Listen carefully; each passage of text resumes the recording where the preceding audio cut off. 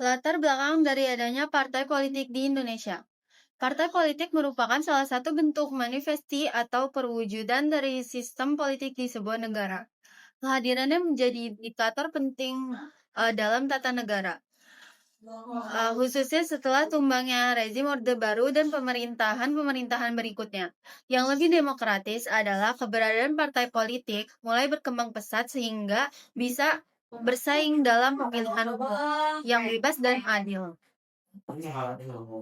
Pada tahun 1999 dan 2004, Indonesia telah membuktikan kemampuannya untuk mensukseskan pemilu untuk memilih wakil rakyat di MPR, DPRD, dan DPD.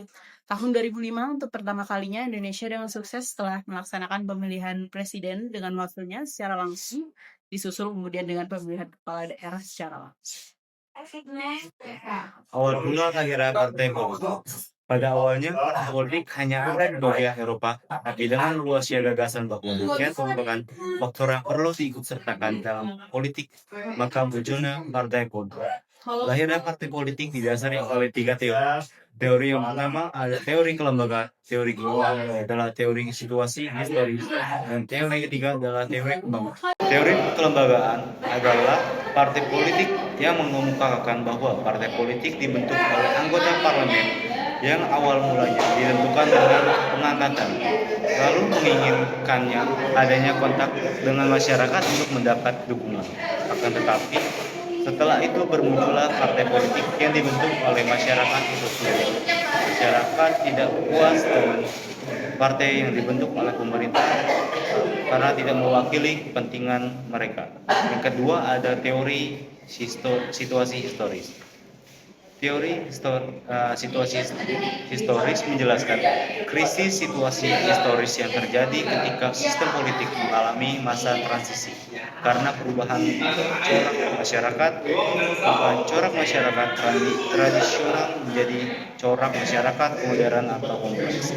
Perubahan yang terjadi pada masa ini adalah pertambahan jumlah penduduk karena perbaikan fasilitas kesehatan, perluasan pendidikan, meningkatkan mobilisasi penduduk, perubahan pola pertanian menuju industri, partisipasi media, ekonomi, orientasi pasar. Perubahan-perubahan tersebut menimbulkan krisis keabsahan wewenang atau legitimasi dan partisipasi.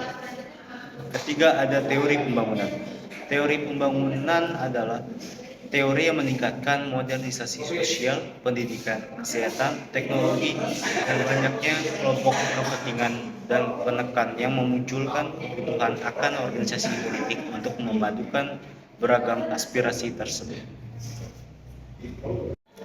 Peran partai politik dalam demokrasi di Indonesia. Pertama, mengakomodasi memajukan partai politik harus menjadi wadah yang mampu mengagregasi kepentingan, nilai, dan aspirasi yang beragam dalam masyarakat menjemuk seperti Indonesia.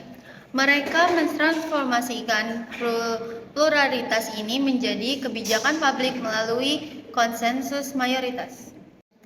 Yang kedua, memainkan peran sentral yang tak terpisahkan. Partai politik memiliki political centrality, posisi sentral yang tidak bisa digantikan oleh LSM, media, atau ormas.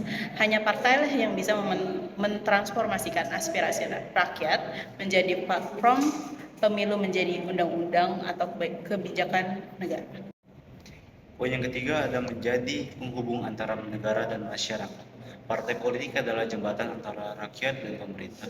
Mereka menyalurkan aspirasi dari bawah ke atas atau bottom up dan menjelaskan kebijakan dari atas ke bawah.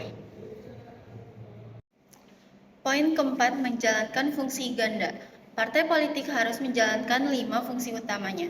Yang pertama, mengagregasikan kepentingan masyarakat. Yang kedua, merancang dan mempromosikan platform pemilu. Yang ketiga, menyusun alternatif kebijakan publik. Yang keempat, merekrut dan mendidik calon pemimpin. Yang kelima, mendidik anggota dan masyarakat tentang partisipasi politik di luar masa pemilu. Selanjutnya, menerapkan demokrasi internal. Tanpa demokrasi internal, partai bisa menjadi ancaman bagi demokrasi itu sendiri.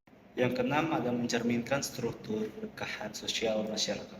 Partai politik idealnya mencerminkan garis perpecahan sosial dalam masyarakat seperti konflik kelas atau buruh dengan pengusaha, pusat versus daerah, agama bertengkar dengan sekuler, dan industri bertengkar dengan lingkungan. Di poin ketujuh menjadi kendaraan ideologis. Libertarian dan sosial demokrat partai politik harus jelas memilih arah ideologinya. Seperti demokrasi libertarian fokus pada hak sipil politik dan pasar bebas. Yang kedua, demokrasi sosial fokus pada hak sipil politik, ekonomi, sosial, budaya. Dan dengan negara sebagai penjamin kesejahteraan. Yang kedelapan, ada bekerja sama dengan masyarakat madani. Partai politik tidak boleh bekerja sendiri, mereka harus berinteraksi dengan masyarakat madani seperti LSM, ormas, media, dan akademisi untuk meningkatkan akuntabilitas, mencegah mendapatkan masukan kebijakan, mencegah penyimpangan kekuasaan. Dan poin yang terakhir ada mendorong pemilih mengonsentrasikan suara agar sistem multi partai tidak kacau. Perlu ada batas parlemen, misalnya 4% seperti di Indonesia. Ini mendorong pemilih memilih partai yang punya peluang menang. Partai kecil berkolaborasi atau bergabung, dan sistem politik lebih stabil dan efektif. Sekian dari kelompok kami. Wassalamualaikum warahmatullahi wabarakatuh. Salam Budi Luhur.